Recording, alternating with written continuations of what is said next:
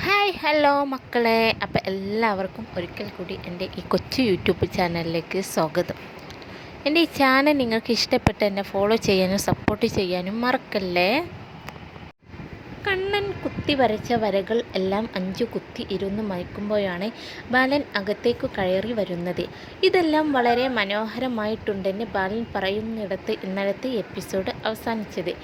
ഇതൊക്കെ നീ ആസ്വദിച്ച് വളരെ ഇഷ്ടത്തോടെ വരച്ച വരകളാണെന്ന് കണ്ടാൽ തന്നെ അറിയാം.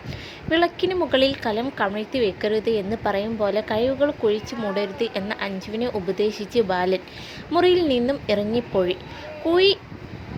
കുളി കഴിഞ്ഞു വന്ന ശിവനും വാതിൽപ്പടിയിൽ നിന്ന് അത് കേൾക്കുന്നുണ്ടായിരുന്നു. പിറ്റേന്ന് രാവിലെ ബാലനും ഹരിയും ശിവനും എല്ലാം കടയിലേക്ക് പോകും. തിരക്കിട്ട് ജോലികൾ ചെയ്യുമ്പോഴാണ് തമ്പി സാറിൻ്റെ വരവ്. എന്തിനുള്ള വരവാണെന്ന് ഊഹിക്കാമല്ലോ.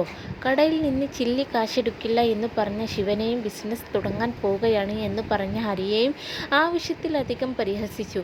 ബാലൻ്റെ പ്ലാനിങ് ഏൽക്കുന്നു എന്നല്ലാതെ എന്തു പറയാനാണ്. തമ്പി സാറിനെ കണ്ട് വെല്ലുവിളിച്ചാൽ ഇതുപോലെ കടയിൽ വന്ന് പ്രശ്നമുണ്ടാക്കും എന്ന് ബാലനെ അറിയാമായിരുന്നു. അതിനാണല്ലോ കഴിഞ്ഞ ദിവസം വഴിയിൽ വെച്ച് തമ്പിയെ കണ്ട് കാര്യങ്ങളെല്ലാം അറിയിച്ച് എരിപ്പിരി കൂട്ടിയത്. തമ്പി പറയുന്നതെല്ലാം ഒരു തരത്തിൽ ബാലനെ സന്തോഷിപ്പിക്കുന്നുണ്ട് എന്നത് സത്യം തന്നെയാണ്. ബാലനെ കുറ്റപ്പെടുത്തി സംസാരിക്കുമ്പോൾ അനിയന്മാർക്ക് സങ്കടമാവും എന്ന് ബാലനെ അറിയാം. തമ്പി സംസാരിക്കുന്നതും അങ്ങനെ തന്നെയാണ്. പൊട്ടന്മാരെ പോലെ അനിയന്മാരെ വളർത്തി അവരെ കടയിൽ തന്നെ നിർത്തി ഒന്നിനും കൊള്ളാത്തവരാക്കുന്നത് ബാലനാണ് എന്നൊക്കെ പറഞ്ഞപ്പോൾ ബാലൻ ശരിക്കും അവസരം മുതലെടുത്തു ഒരു വെല്ലുവിളി അങ്ങ് നടത്തി. എൻ്റെ ചില്ലി കാശ് ഇല്ലാതെ എൻ്റെ അനിയന്മാർ പണം ഉണ്ടാക്കി സ്വന്തമായി ബിസിനസ് നടത്തും. അത് ഞാൻ കാണിച്ചു തരാം. അങ്ങനെ സംഭവിച്ചാൽ അവരെയും കൂട്ടി ഞാൻ അമരവാദിയിലേക്ക് വരാം.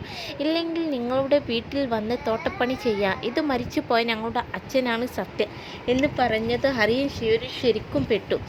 ആവശ്യത്തിലധികം പരിഹസിച്ച് തമ്പി സാർ അങ്ങ് പോയി. പിന്നാലെ ശത്രുവിനെയും കൂട്ടി ബാലൻ ചായ കുടിക്കാൻ പോയി.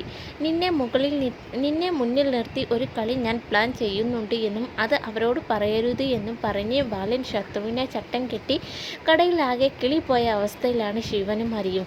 നമ്മളെന്തു ചെയ്യും, ബാലേട്ടൻ വല്ലാത്ത പണിയാണ് തന്നത് എന്നൊക്കെ രണ്ടുപേരും പരസ്പരം പറഞ്ഞു കൊണ്ടിരിക്കുമ്പോഴാണ് ശത്രുവിനെ കടയിൽ ഇറക്കി ബാലൻ അങ്ങ് പോയത്. ശത്രു കടയിലേക്ക് വന്നതും ബാലേട്ടൻ എങ്ങോട്ട് പോയി എന്ന് രണ്ടുപേരും ചോദിച്ചു. എനിക്കറിയില്ല എന്ന് പറഞ്ഞു. ഞങ്ങളെക്കുറിച്ച് എന്തെങ്കിലും പറഞ്ഞോ എന്ന് ചോദിച്ചപ്പോഴാണ് ശത്രുവിൻ്റെ മാസ് ഡയലോഗ്. പോത്തുപോലെ വളർന്നല്ലോ, സ്വന്തമായി എന്തെങ്കിലും പണിയെടുത്ത് ഭാര്യയും മക്കളെയും നോക്കിക്കൂടെ, ഇങ്ങനെ ബാലേട്ടനെ ബുദ്ധിമുട്ടിക്കണോ എന്ന് ബാലേട്ടൻ അങ്ങനെ പറഞ്ഞോ എന്ന് ചോദിച്ചപ്പോൾ അല്ല, ഇത് ഞാൻ തന്നെ പറഞ്ഞതാണ് എന്ന് ശത്രു പറയുന്നത് വരെയാണ് നമ്മുടെ സാന്തൻ സീരിയലത്തെ ഇന്നത്തെ എപ്പിസോഡ്. മറക്കാമേ എൻ്റെ ചാനൽ സപ്പോർട്ട് ചെയ്യണേ.